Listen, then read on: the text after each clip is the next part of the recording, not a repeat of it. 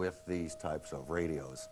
And this just depends upon how good an antenna you really attach to this radio. You're able to remove these antennas if you would. You could put a different one on. We practice emergency communications at various times or near, particularly during our June field day, where we'll go out to a field and we'll actually string up some wires in the trees, and we'll try to talk to stations all across the United States just using some emergency battery power or maybe just solar panels. Really? Yes. So you're able to do that. Now, if you wanted to really talk around the world in the natural way without using a repeater system, then you would get your next class of license. It's a little harder exam, teaches you a little more about electronic theory, and you would get yourself a high-frequency radio. And I have an example here.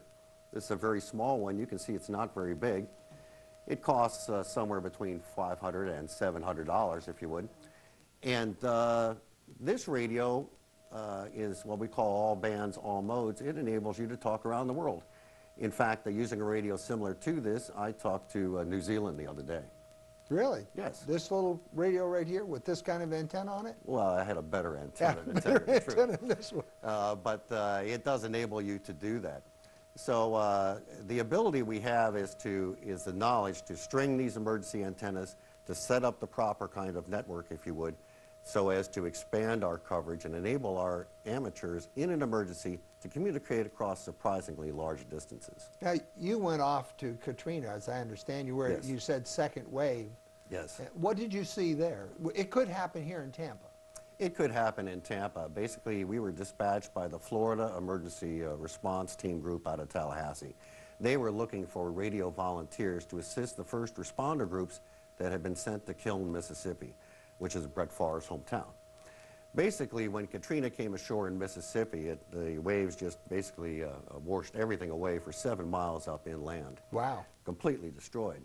And as you can imagine, every cell phone tower, radio tower, telephone service, everything was completely eliminated. We went to the Emergency Operations Center in Hancock County, which was a semi-destroyed school building, if you would. And what we did there is we set up our emergency antennas, and at this Emergency Operations Center, which is where the state militias were, where the Red Cross was located, and the other relief organizations. From there, we dispatched about 20 amateur radio operators to the various field kitchens, shelters, and other groups that were serving in relief modes in that area. And we were able, with individuals just having radios like this, if you would, out in the field, to communicate needs. For example, we would get calls from one of the points of distribution where they were handing out food, water, tents at one point, if you would, and so on. They would call up and say, we're out of ice, send more ice. That call would come back to the Emergency Operations Center. We would go down to the Salvation Army or Red Cross desk at the Emergency Operations Center and arrange for that material to be sent to the location where it was needed. And these were all volunteers that went out of the radio clubs here in Tampa? All volunteers, that's correct, volunteers. We were there for about a week. In all, the Katrina efforts in Mississippi, our stations were there, various stations rotated in and out. We were there almost a month before minimal cell phone kind of service was reestablished. Wow.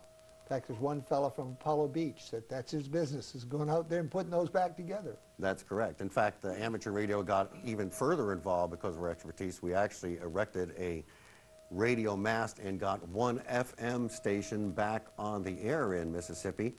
And at the points of distribution, Homeland Security passed out 10,000 transistor radios for people to be able to get the local news. You know, the interesting thing to me is that there are a number of these clubs here in the Tampa area, are there not? I mean, we're talking with you because I happen to know you from Sun City Center. Right.